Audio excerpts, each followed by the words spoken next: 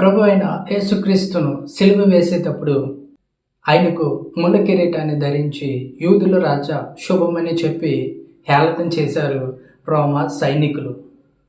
అయితే ఇది వారి యొక్క శిక్షలో భాగంగా ముళ్ళ కిరీటాన్ని ధరించారు.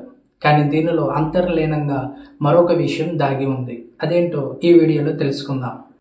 చరిత్రలోనికి మనం వెళ్ళినట్లయితే ఆదికాండంలో ఆదాము పాపం చేసినప్పుడు దేవుడు ఏదైనా తోట నుండి వెళ్ళగొట్టి భూమి మీదకి త్రోసివేసినప్పుడు దేవుడు ఆదాముతో, నీవు పాపం చేసావు గనుక నీవు బ్రతికినంత కాలము భూమి మీద ప్రయాసతో బ్రతుకుదువు, నీవు నేలను సేద్యపరచుదువు, అది నీకు ముండ్ల తుప్పలు గచ్చపొదలు మొలిపించును, నీ ముఖము చెమట కార్చి దాని పంటను నువ్వు తిందువు అని దేవుడు శపించాడు. సో ఆదాము జీవితంలో ముళ్ళ తుప్పలు అనగా పాపం యొక్క ఫలితంగా మనకి కనబడుతుంది.